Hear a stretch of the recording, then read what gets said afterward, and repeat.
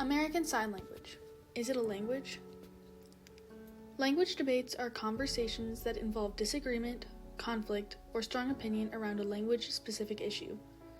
These debates are important because it allows for a broadening or allows for a change in a person's viewpoint of a certain topic. With this, for decades there was, and arguably still is, a highly controversial topic. Is American Sign Language a language? American Sign Language is an example of a language debate because it was viewed by those in the deaf community as its own language, but viewed by those outside of the community as a communication mode. American Sign Language originated from two dialects of sign: Vineyard Sign Language and Old French Sign Language. Vineyard Sign Language was developed and used in Martha's Vineyard, an island just off the coast of Massachusetts. This area had a high percentage of deaf individuals. In some areas, it was as high as 1 in 4, or 25% of the island's population.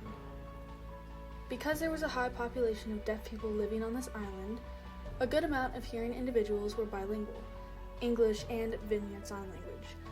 And deaf people, unlike the rest of the world, were viewed as equals and full participants of their society. Even though the majority of the population did know and used Vineyard Sign Language, this language was passed down from generation to generation by deaf people because it was not taught in any schools at this time. Although sign languages began much sooner, the history of American Sign Language did not truly begin until 1814. Old French Sign Language, another form of sign language, was the subject of a book written by a deaf man named Pierre Delos. He felt it necessary to write this book because of the way that people in other areas of the world viewed sign languages. The idea that they couldn't be considered sign languages. This is the basis of the language debate that continued for decades. That sign language does not qualify to be a language, and that deaf people are, quote-unquote, less than the rest of society. It was only after painstaking work from a man named Thomas Gallaudet that ASL was introduced to the United States.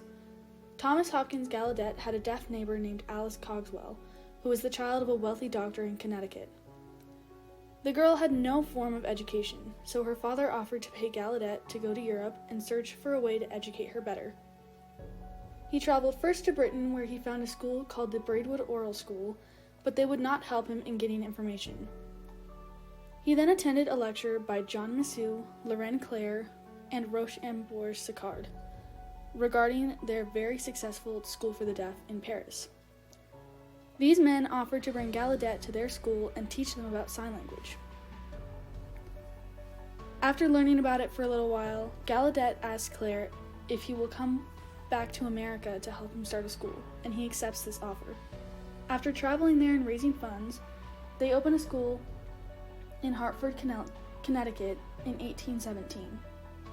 Today, the school is now called the American School for the Deaf, which was the first free public school in America. Alice got to attend this school and become more educated. 47 years after the school was established, a college was built to further the education of the deaf community, which was named Gallaudet College in his honor. The efforts of these men led to the creation of ASL. However, this was just the beginning of the journey it took for ASL to become recognized as a language, even though there was a school dedicated to the teaching of signs. The Milan Conference, an education conference, was held in 1880 to discuss what the best way to educate the deaf was. People came from all over the world to attend this conference, but there was only 3 deaf people in attendance. After some discussion, the attendees decided to ban sign language from being taught in schools. This decision forced schools to alter the way that they taught deaf people. They had to teach them by way of the oral method. The idea behind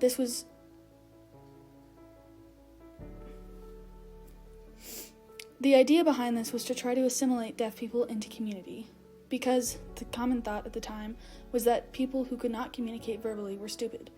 Because of this conference, it was only after 40 years that the language gained academic recognition, that deaf educational facilities allowed sign language in the classroom. Even with the reintroduction of sign language in schools, there was still debate as to whether or not ASL was a language, mode of communication, or not. Language is a method of communication that people use. Languages are primary. They do not rely on other communication to portray an idea. Because of this, it can be noted that ASL is a separate form of communication that doesn't require other languages to be understood. A mode is a way to produce languages. There are 3 modes of a language: spoken, written, and signed. For most hearing people, the most familiar mode is spoken, but the most familiar in the deaf community would be the signed mode. Therefore, sign language is its own language, contrary to popular belief for many years. It has its own grammar, which is indicated both with hand shape and facial expressions, and sentence structure, the object, subject, verb structure, much like French. William Stokoe was both a pioneer of this language as well as a professor at the famous Gallaudet University. He wrote a dissertation in 1960 that showed how ASL is a genuine language with a unique syntax and grammar. From this, linguists began to demonstrate that sign languages, were natural languages, and that they possess the ability to communicate and portray abstract thought, emotion, and complex information. Although it may seem that ASL is not a language because it is not spoken, it has all of the necessary components of a language. It took many years for ASL to finally become recognized as a language. Because of this, its users suffered decades without the recognition, attention, and educational opportunities it deserved. From this, it can be determined that American Sign, even though it is not a spoken or written form of communication, is still its own working language. Thank you.